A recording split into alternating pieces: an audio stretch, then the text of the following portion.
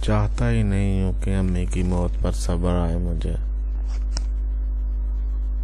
मैं चाहता ही नहीं हूँ कि मुझे उनकी याद ना आए, मुझे भूल जाए सब कुछ। मैं उन्हें जानबूझकर याद करता हूँ, जानबूझकर कुरेदता हूँ उनकी यादों को। मुझे अच्छा लगता है, मुझे लगता है वो आप भी मेरे साथ हैं। माँ की याद इंसान को इंसान रखती है, ये मेरा फलसफा है।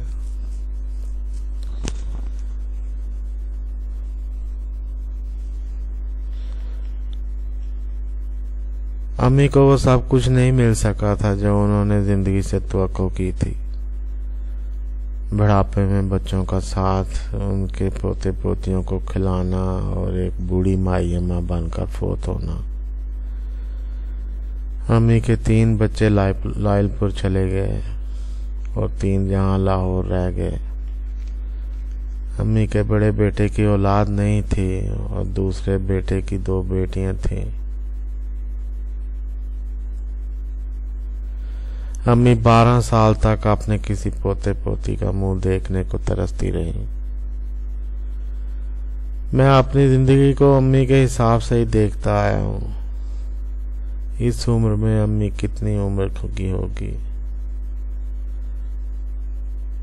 वो किस दौर से गुजर रही थी, वगैरह वगैरह। अम्मी ने मुजफ्फरगढ़, रावलपिंडी, जड़ावाला, जंग, लायलपुर, पीर महल में किराए के मकानों और सर्वेंट क्वार्टरों में जिंदगी गुजारने के बाद आखिर सन 72-73 में लाहौर वाला घर बना लिया। अब उन्हें सन 64 में अपना कुछ प्रोविडेंट फंड और अम्मी के कांटे बेचकर लाहौर में एक प्लॉट खरीदा था। बाद में खाला बतूल के घर कमेटी डालकर 10 रुपए महीना की कुछ सुच्चा गोटा बेचकर, कुछ जीपी फंड वगैरह निकलवा कर सन 72-73 में एक कमरा डाल लिया था इस प्लॉट पर।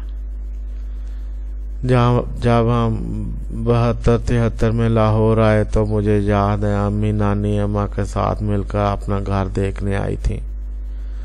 बरसों की दरबदरी के बाद अम्मी को आखिर अपना घर मिल गया था। सन 47 के बाद अम्मी और अब्बू शायद पहली बार कहीं सेटल हो रहे थे कुछ अर्सा के लिए। मुझे नानी अम्मा के साथ मिलकर अम्मी का अपना घर देखने आना बहुत अच्छी तरह याद है। अम्मी बहुत खुश थी उस दिन।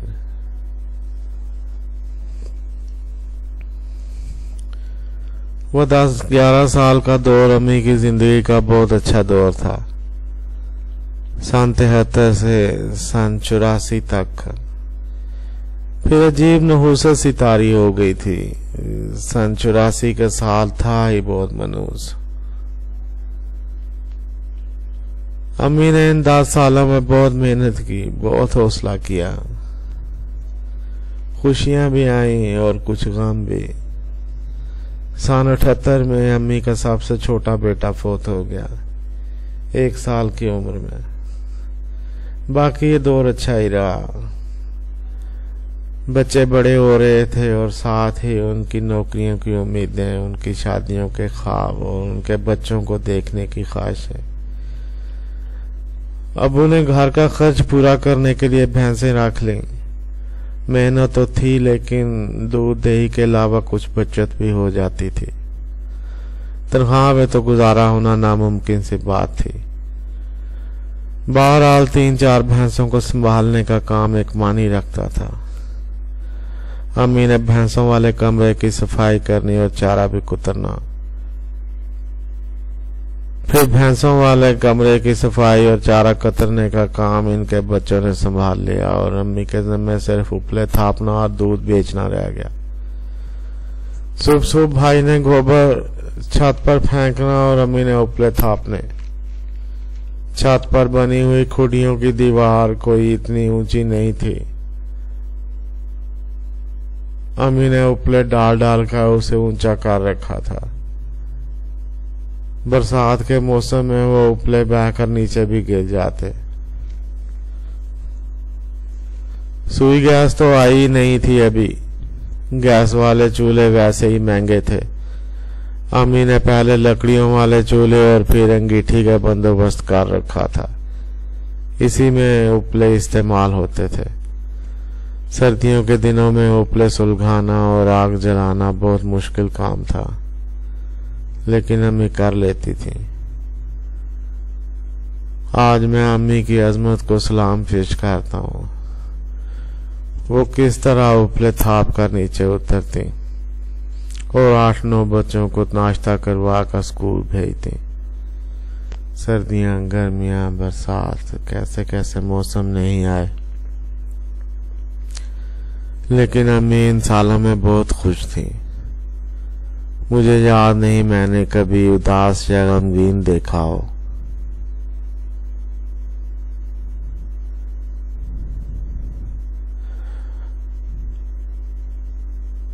उदासी तो उतरी थी अम्मी की जिंदगी में सन 84 के बाद।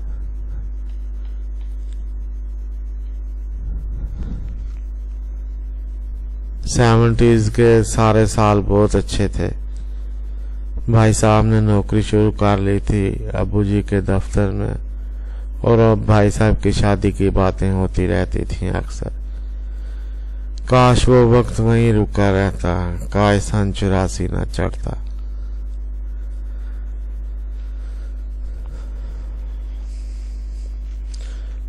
लेकिन सन 84 चढ़ा और भाई साहब की शादी हो गई 6 जनवरी सन 1984।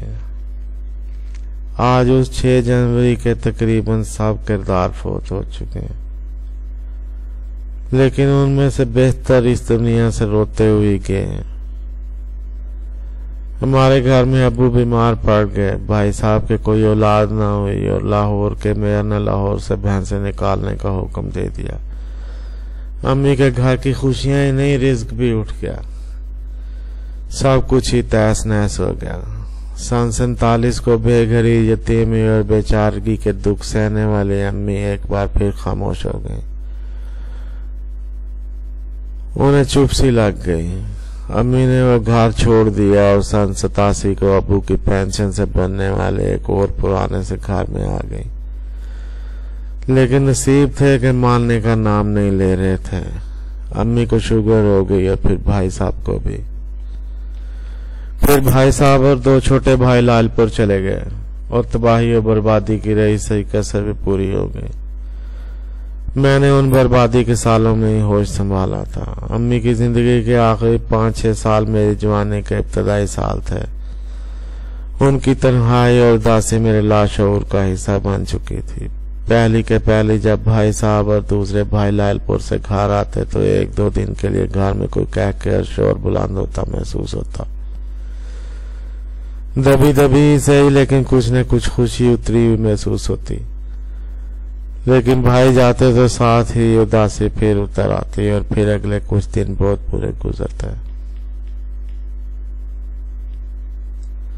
मुझे याद है मैं कुछ दिन भाई साहब के पास रहकर आया तो मेरा ख्याल था अम्मी राह देख रही होंगी, मेरे पहुंचने पर बहुत खुश होंगी। लेकिन मैं घर में दाखिल हुआ तो घर में उतरी हुई वीरानी से मेरी भी आंखों में आंसू आ गए।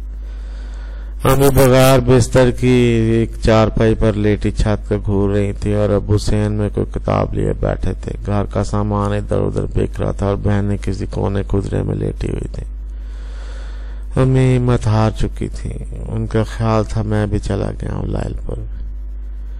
फिर भाई साहब की शुगर अम्मी से भी ज्यादा खतरनाक सूरत इख्तियार कर चुकी थी और 1-2 साल तो भाई साहब बहुत शदीद बीमार भी रह चुके थे। अम्मी का जिगर खराब हो चुका था और डॉक्टर साहब की दवाई भी कोई असर नहीं कर रही थी।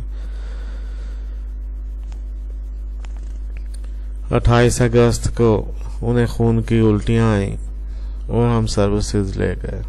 15-20 दिन अस्पताल रहने के बाद अम्मी कुछ बेहतर हो गई और हम घर आ गए। 25 सितंबर को अम्मी की तबीयत एकदम से दोबारा खराब हो गई और हम फिर उन्हें अस्पताल ले गए। 2 अक्टूबर को मेरा PCS का पेपर था और मैंने जो तैयारी भी की थी वो अस्पताल के बेंचों पर ही की थी। 20 या 21 अक्टूबर को हम वापस घर आ गए, लेकिन अम्मी की तबीयत कुछ बेहतर नहीं हो रही थी। 6 नवंबर को हम दोबारा अस्पताल चले गए। इस बार अम्मी वापस नहीं आई। 14 नवंबर को सुबह 2:30 बजे के करीब अम्मी फोत हो गई। अम्मी के फोत होते ही मेरे अंदर भी कोई फर्क मर गया।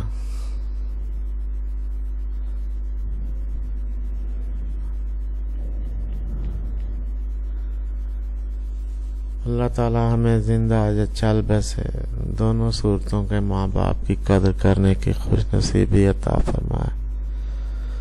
आमीन सुम्मा आमीन।